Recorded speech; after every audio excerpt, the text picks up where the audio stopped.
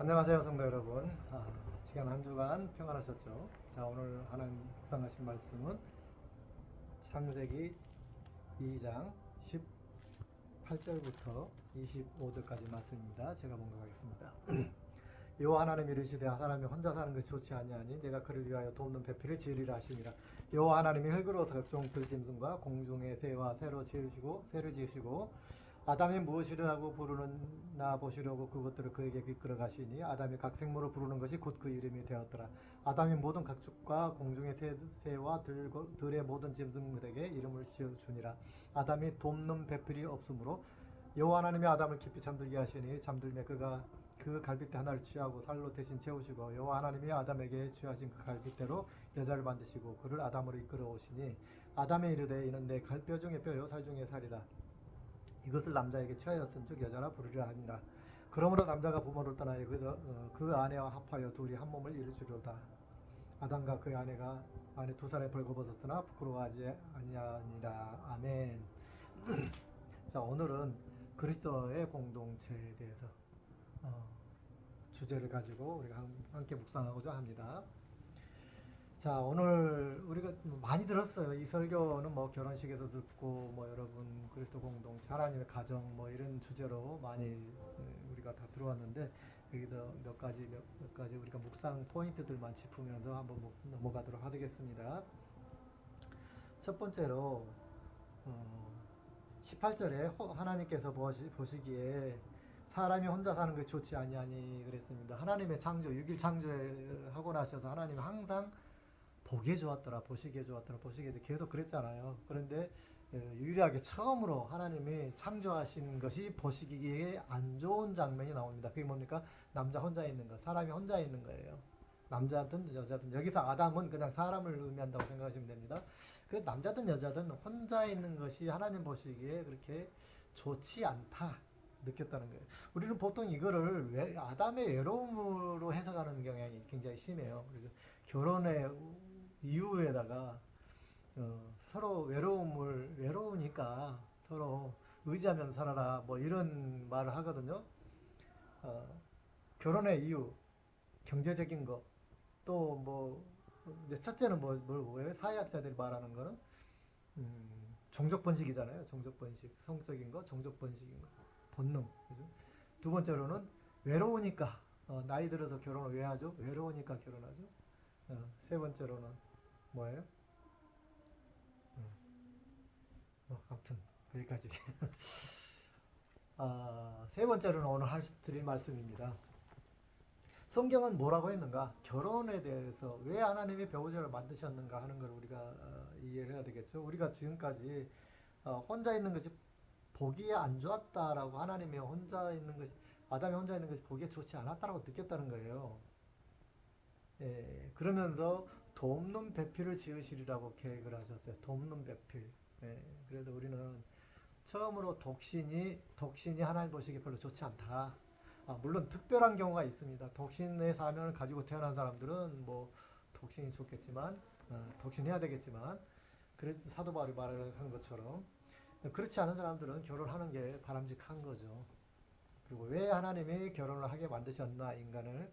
하나님은 원래 사람이 혼자 사는 것을 좋게 여기지 않으셨다. 창조 때부터 그게 창조의 진리고 원리인 거예요. 그러면서 이제 기능적으로 표현하기를 돕는다라는 단어를 쓰십니다. 돕는다. 서로 그래서 부부관계는 돕는 관계다라는 거예요. 예, 그래서 여기서는 그냥 그 시대적인 그 사회적인 거를 반영을 해서 여자가 남자를 돕는 것처럼 이렇게 표현이 되어 있지만 하나님의 뜻은 공동체에 관한 이런 하나님의 공동체 재정의 원리는 서로 돕는다라고 생각하시면 되겠습니다. 그리고 우리 결혼관에 있어서 그리스도인 결혼관에 있어서 무엇이냐 서로 돕기 위해서 결혼한다라는 개념을 먼저 가질 필요가 있습니다. 외로워서 그럴 수도 있죠. 사람은 감성의 동물이니까 외롭다 있죠. 그래서 불안정하죠. 경제적으로도 불안정하죠. 농업시대, 원시시대에는 경제적으로 여자들이 나약하니까 힘이 없으니까 생명의 위협이 있으니까 결혼을 해야 돼요. 누군가의 보호 아래 있어야 돼요. 뭐 그런 문화가 농경사회에도 계속 있었기 때문에 그런 여러 가지 생존의 이유죠. 생존의 이유로 결혼해야 되고 또 번식의 이유로 결혼을 해야 되고 외로우니까 현대 사회에서 이제 많이 대두되는 것이 이제 외로우니까 결혼하게 되고 뭐 이런 것들이죠. 예. 그런데 어, 하나님은 원래 가족을 만드신 배우자를 만드신 목적은 도와주게 하기 위해서다. 서로 돕게 하기 위해서라는 거예요. 이게 공동체의 본질이고 출발점이에요. 서로 돕는 뭐 번식도 있고 뭐 외로움 있고 달래는 것도 있고 하지만 논리적으로 이론적으로 합리적으로 하나님께서는 돕게 하기 위해서 배우자를 주셨다는 거예요. 근데 우리는 대부분 이거는 다 망각해요. 우리가 결혼 상대자를 찾을 때 이 돕는다라는 개념을 거의 망각한 것 같아요. 망각하고 만나요. 그러니까 현대에는 뭘 가장 중요시하죠? 필링을 굉장히 중요시하잖아요. 와, 뭔가 느낌이 있어야 돼. 예, 그러거든요. 느낌, 감성적 느낌을 묘사 표현하기 가장 표현하게 되는데 감성적으로 삘이 딱 느껴져야 돼. 그럼 삘이 느껴서 결혼했으면 잘 살아요? 아니잖아요. 똑같아요. 이혼녀로 똑같아요. 어, 뭐 그것이 틀렸다는 거 아니에요. 당연히 삘이 느껴져야죠. 삘이 느껴져야 되는데 음, 뭐 그것만 막 최우선으로 따라가면 성경적 결혼과는 결코 아니다. 그러죠. 자, 20절에 보면 아담이 모든 가축과 공중의 새와 들리치 모든 짐승에게 이름을 주니라. 그래서 이제 하나님께서 아담을 지으실 때 목적이 있었잖아요. 하나님 대신해서 아덴 동산을 잘 관리하도록 하시기 위해서 아담을 지으셨는데 아담은 그 지음 받은 대로 아주 자기의 직무를 잘 감당하고 있었습니다. 그래서 일을 열심히 잘하고 있었어요. 이게 능력이 없구나. 그래서 돕는 사람이 필요했던 게 아니라는 거예요. 열심히 자기가 혼자 아무튼 탁월하게 일을 잘하고 있었어요. 그런데 하나님이 그 사람에게 아담에게 그런 아담이 자기를 열심히 잘하고 있는 아담이 보기에 좋지 않았다는 겁니다. 적용을 하면 어떻게 됐습니까? 내가 능력이 좋아요. 어떤 사람이 어떤 남자나 여자가 능력이 좋아가지고 혼자 그냥 착착착착 일을 처리를 잘해요. 그래서 아이씨 뭐 교회 안에서 내가 다 하지 모르고 다 막 일하는 거 혼자서 막 북치고 장구치고 다 하는 거 좋습니까? 일은 잘하지만 능력이 있어도 일은 잘하는지 모르지만 하나님 보시기에 좋지 않더라라는 거예요. 교회 일은 뭐 하라고요? 협력해서 해야 되는 거예요. 협력해서 교회를 해야 되는데 그게 하나님 보시기에 아름답다인데 혼자서 능력 있고 다른 사람 하는 거 답답하니까 혼자 막 앞에서 휘젓고 다니면서 혼자 다 하는 거예요. 하나님 혼자는 능력이 있어서 일은 많이 잘했을는지 모르지만 하나님 보시기에는 그것이 어쩌다 아름답지 못하다라고 평가를 하신단 말이죠. 이 창세기 이야기는 그런 거죠. 공동체, 교회 공동체, 가정 공동체, 교회 공동체를 주신 이유가 뭐냐? 협력하여서, 합력하여서 이 일을 이루게 하기 위해서. 잘하고 못하고가 아니에요. 교회가 뭐 큰 교회가 되고 작은 교회로 있고가 문제가 아니에요. 그 안에서 아름다운 협력이 이루어지느냐가 중요한 거예요. 하나님은 그걸 원하시는 거예요. 그래서 아담이 능력 있게 일을 잘했지만 하나님께서는 그거는 아름답지 못하다고 하신 거예요. 그래서 우리가 그리스도인들은 혼자 열심히 뭔가 능력 있게 잘한다를 칭찬을 하죠. 뭐 잘했어, 수고했어는 하지만 그러나 함께 더불어서 내가 능력이 요만큼 있더라도 적은 사람과 같이 협력해서 뭔가 이루어내는 거 이거를 하나님께서는 잘한다, 아름답다라고 이야기하신다라는 사실입니다. 이게 공동체의 기본 개념이에요. 그럼 가정 공동체도 마찬가지예요. 저는 우리 목사나 사모님들, 이게 선교사들 보면은 그냥 목사 혼자서, 선교사님 혼자서 막 선교를 하고, 사모님은 그냥 아래서 소통과 운전이나 해라. 그런 분들이 참 의외로 많더라고요.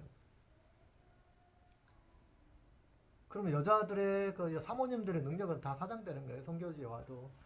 그리고 법적으로도 그래요. 법적으로도 선교지에 와서 우리가 비자가요. 그 사모들은 그냥 가정주부예요. 선교하면 안 돼요. 비자라고 법으로 보면 걸려요. 선교하게 되면. 이게 또 우리 선교 저기에서도 마찬가지예요. 선교부에서도 여자는 그냥 남편 뭐 일을 하는 게 아니고 남편의 가정 일을 자기 가정만 돌보는 게 주 일인 걸로 되어 있어요. 일반적으로. 현대 사회는 이미 발전돼서 나가고 있는데 교회 법도 그걸 못 쫓아가고 있어요. 그냥 알아서 하는 거죠. 알아서. 자기들 선교사들이 알아서 뭐 하고 싶은 여자분들도 막 선교에 열정이 있으면 여자도 막 나가 선교하고 그렇게 하는 것이죠. 그렇게 하는 사람들이 많지 않더라는 거예요. 오히려 반대로 한국의 그 전통적인 고리타분한 그런 목사님들, 선교사님들 보면요, 사모님이 막 선교하는 거 막 싫어해요. 막 막고 그냥 간섭하고 못하게 하고 그런 분들이 의외로 굉장히 많아요. 음, 그게 우리 세대 또 우리 부모님 세대의 사모관 때문에 영향을 받아서 그런 것 같아요. 사모는 교회 안에서 조용할지 사모가 살찌면은 교회가 문제가 많아진다. 뭐 이런 거 있어요. 그런 게 옛날 사람들은. 근데 현대는 그게 아니죠. 현대는 반대가 됐어요. 사모가 활동하지 않으면 현대 교회에서는 좀 어려움이 있죠. 신대대 교회는 아무튼 서로 도와주는 것이 부부간에 서로 도와서 서로의 사명을 도와서 세워주는 것, 도와서 세워주는 것 서로를 위해 사모는 목사님을 세워주고 목사님은 사모의 달란트를 세워주고 교회 안에서 할 일들을 발견해서 할 사역들을 발견해서 서로 세워주는 거죠. 도와주는 거죠. 이게 부부 결혼관이다고 저는 생각을 합니다. 그래서 성경을 잘 이해를 하고 시고 여러분의 자녀들의 결혼관 결혼 배우자를 할 때 찾을 때도 그런 걸 꼭 함께 찾으시기 바랍니다. 야, 네가 그 여자와 그 남자와 네가 찾아온 뭐 서로 연애를 했던 뭐 중매를 했던 뭐 소개팅을 했던 간에 내가 결혼하겠다고 한 사람이 왜 결혼하느냐는 거 그거를 주지를 시켜줘야 돼요. 왜 결혼하는데 서로 도와서 하나님의 사명을 감당하기 위해서 잘 감당하기 위해서 그죠? 예. 얼마만큼의 열매를 맺느냐는 둘째 문제고 성실하게 충성스럽게 서로 잘 감당하고 서로 도와서 할 수 있겠느냐 이거죠. 그럴 목적으로 결혼을 하느냐 이게 중요한 겁니다. 물론 뭐 제 이야기를 해서 죄송한데 저는 첫 데이트부터 그랬어요. 나 선교할 사람인데 같이 선교지 갈래? 갈 수 있나요? 혹시 내가 오케이 그런 거. 그러면은 이거는 두 번째 질문인데 혹시라도 하나님이 계속 저보고 뭐 나는 아직 그런 생각 없지만 나한테 목사하라 그러면은 나 신학 가야 되는데 동의합니까? 또 오케이 그것도 하는 건다 사모도 할 수 있다는 거예요. 그래서 그러면은 사명에 대해서는 통과. 만약에 그때 제 아내가 멋진 몸짓했거나 못한다고 했으면 저는 절대 결혼 안 했을 거예요. 왜냐하면 제가 결혼 배우자를 찾으면서 첫 번째 조건이 그거였거든요. 같이 사명을 감당할 수 있느냐였어요.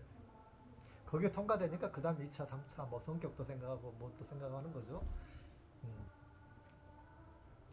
그래서 제일 중요한 거 여러분 이제 필링도 좋지만 함께 하나님의 사역을 잘 감당할 수 있는가 상대방의 지금 그 프로페셔널 뭔가도 생각을 해야 되는 거예요. 물론 내가 그 일을 다 해줄 수는 있는 건 아니죠. 물론 여러 가지 마음으로 이렇게 위로와 마음과 격려로 세워줄 수 있는 거예요. 분명히 그래요. 그래서 뭐 일을 다 같이 해준다는 그런 개념은 아니고 예, 그런 협력해서 응원을 해줄 수 있는 가라는 것이죠. 현실적으로 너무 떨어져서 같이 살 수밖에 없는 그런 환경이라면 또 어렵잖아요. 그죠? 예, 주말 부부처럼 뭐 떨어져서 살아야 되는 그 직종의 사람이 두 사람이 결혼한다. 그 상당히 현실적으로 어려운 것이죠. 아무리 사랑한다, 뭐 필링이 왔다 한다 할지라도 그래서 그런 현실적인 조건들도 생각을 해야 되고요. 그래서 성경적으로 우리가 배우자 공동체를 볼 때 가정 공동체라고 하는 거는 서로 돕는 배필. 근데 돕는다는 개념을 우리 그 고리타분하게 옛날 전통적인 생각을 버리시기 바랍니다. 버립시다. 여자니까 남자를 도와야 돼 이런 거 버리시고요. 에, 성경에 보면 하나님께서 우리를 도우신다. 그죠? 하나님 우리를 도우실 때 그 도우신다는 단어를 여기서 동일하게 사용하고 있는 거예요.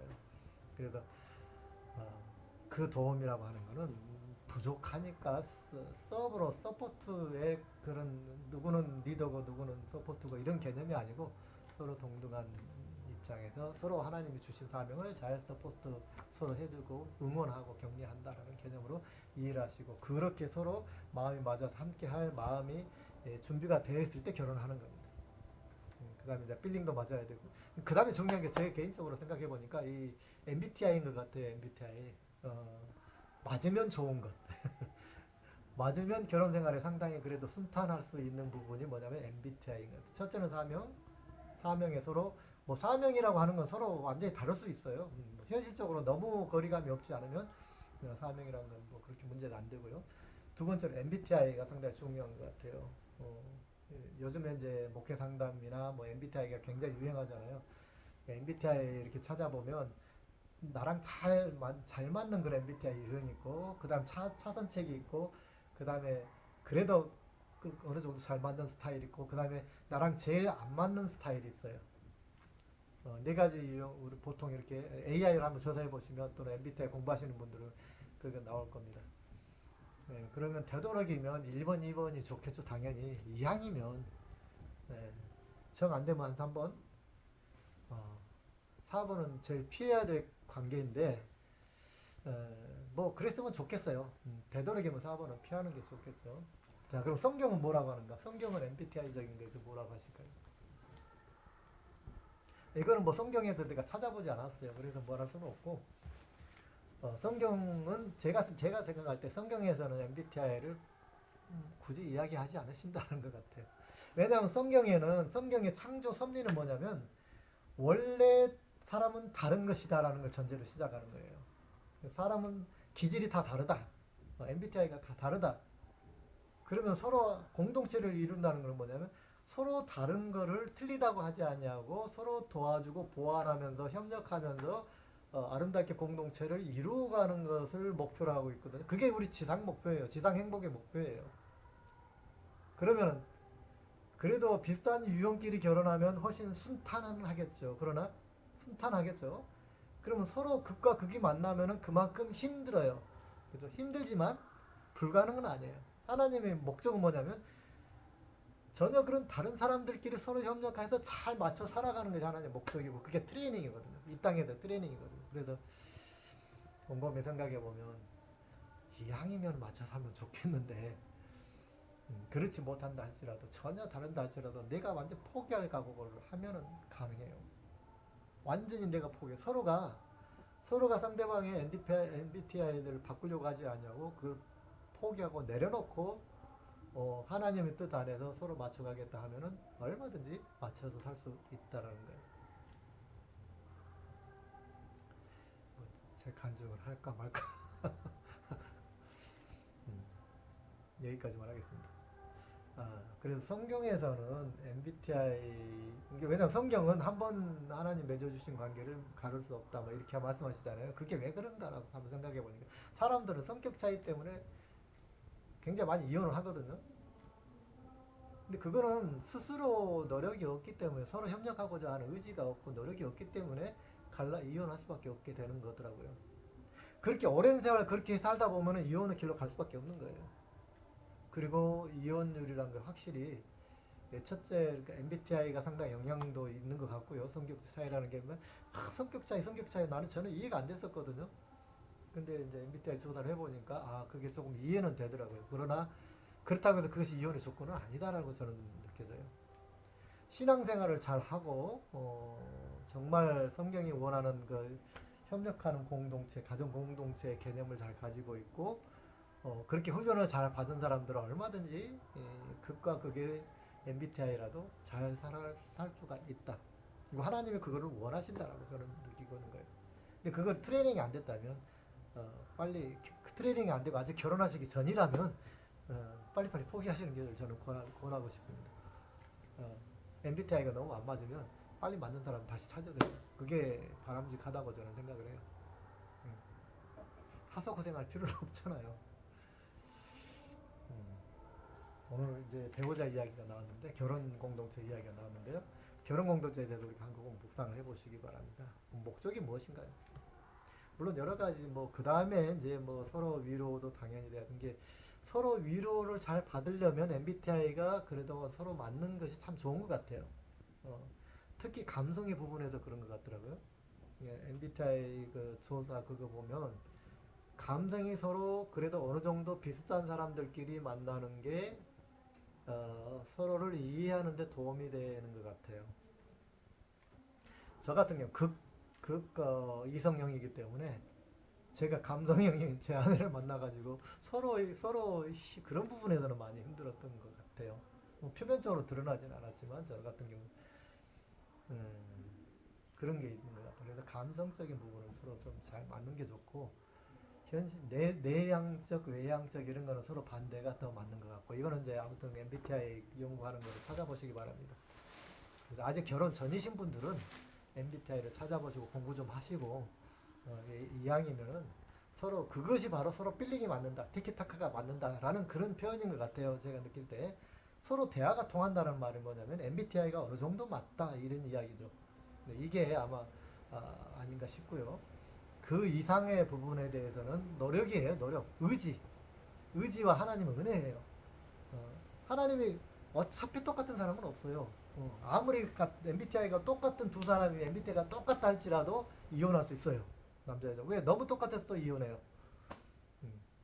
서로 자기 주장, 자기가 옳다라고 주장하면. 그래서 서로 양보하고 뭐 헌신하고자 하는 그런 것이 기본적으로 없으면 그런 것들이 그런 기본적으로 없으면은 아무리 MBTI가 좋아도 오래 함께 살 수가 없는 것이죠. 그래서 공동체는 서로 내려놓음이 필요하죠.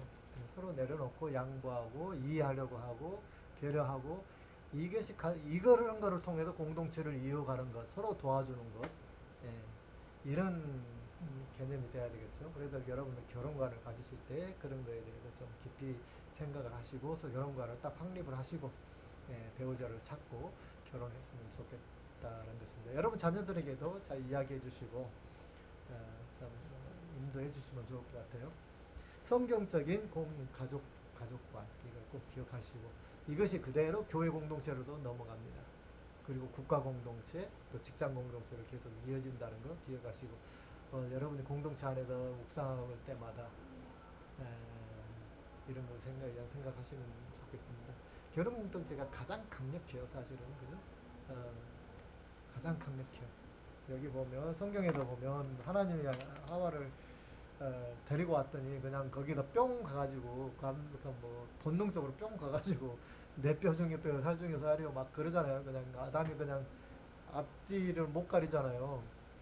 예. 결혼 공동체 이성적인 거, 성적인 거 이런 것들이 그렇게 눈을 가리도록 만들 정도로 강력한 공동체를 형성하는 기초를 이루고 있어요. 기초를 이루고 있는 가족 공동체죠. 그래서 이거를 뭐 친구나 우정이나 뭐 직장이나 뭐 애국심이나 국가 공동체나 이런 데로 동일하게 적용하기가 상당히 힘들지만 그래도 이 원리가 가족 공동체에서 경험한 이 원리가 그대로 우리 삶의 공동체에서 사회 공동체로 이어져 가는 것이 하나님께서 원하시는 공동체관이다. 우리 인류의 공동체관이다라고 여러분 이해하시면 좋겠습니다. 자, 오늘 우리가 묵상해야 될 것, 가장 중요한 것, 결혼관, 성경적 결혼관에 대해서 우리가 함께 묵상해 보았습니다. 함께 한 주간 동안 깊이 묵상해 보시고, 아직 결혼하신 분들은 내가 포기해야 될 게 무엇인가? 왜 하나님께서는 뭐안 맞는 것 같고 맨날 싸우는 것 같고 하지만 그 속에서도 하나님 원하시는 건 뭐냐? 어, 어떻게 만났느냐가 중요하지 않고 하나님께서는 만났으면 이제 하나님의 원리대로 하나님 돕는 이해와 돕는 것, 배려와 이런 것 속에서 얼마든지 함께 맞춰 살 수 있다라는 것을 하나님께서 말씀하셨고 그거를 잘 이루어내면 하나님께 쌍급이 클 거예요. 그만큼 힘든 관계를 잘 공동체를 이어갔다 간다 하나님이 더 큰 상급을 주지 않으실까 이건 제가 희망의 말로 드립니다. 그리고 쉬운 관계는 그만큼 쉬운 거죠. 쉬우니까 좋겠다 뭐 그 정도 아닐까요? 또 우리 공동체만 우리가 잘 확립시키고 자녀들도 그렇게 잘 있는지 이렇게 좀 이렇게 주의 깊게 살펴보시고 하면 좋을 것 같습니다. 이번 주 우리의 묵상 부부 공동체 그리고 교회 공동체 서로 돕는 공동체 무엇을 위해서 하나님의 개개인에게 주신 사명을 서로 이루게 하기 위해서 이 부분 꼭 기억하시기 바랍니다. 자, 함께 기도하겠습니다. 하나님 아버지 감사합니다. 주님께서 이 세상에 결코 혼자 모든 일을 하는 것은 하나님께서 아름답지 않다라고 이야기했습니다. 그 혼자 아무리 똑똑해서 밀처리를 잘하고 능력 있게 모든 일을 많은 일을 한다 할지라도 하나님 보실 때는 함께하지 않으면 그 결코 아름답지 않다라고 보시는 것입니다. 하나님 아버지 우리 공동체의 가장 기초적인 원리인 것입니다. 주님 이 원리를 깨닫게 해주시니 감사합니다. 우리 가족 공동체 안에서도 서로의 배우자를 무시하지 아니하고 서로의 배우자를 가치 있게 여겨주고 세워줄 수 있고 서로 배우자의 사명을 위해서 내가 도와줄 수 있는 돕는 서로의 배필이 되어지기를 원합니다. 아버지 그러한 우리 방주성교교회 우리 성도님들이 되기를 원합니다. 또 아직 결혼하지 못한 우리 자녀들 아버지는 정말 하나님 원하시는 그런 아름다운 관계의 배우자들 잘 만나게 해주시고 서로 의지를 가지고 성경 말씀을 토대로 해서 서로 인내하고 배려하고 서로를 위해서 세워줄 수 있는 존중해 줄 수 있는 그런 아름다운 공동체, 결혼 공동체, 또 교회 공동체, 사회 공동체 이루어가는 하나님의 탁월한 자녀들이 제자들이 예수 그리스도의 제자들이 되게 하여 주시옵소서. 이제는 우리 주 예수 그리스도의 은혜와 하나님 아버지의 무한하신 사랑과 성령님의 교통하심이 정말 하나님이 내줘주신 만들어주신 이 공동체, 가족 공동체, 교회 공동체, 사회 공동체를 돕는 공동체를 세워가고자 하는 하나님의 사랑스러운 자녀들 머리 위에 이제부터 영원까지 함께 하시기를 간절히 축원하옵나이다. 아멘. 할렐루야. 승리하시기 바랍니다.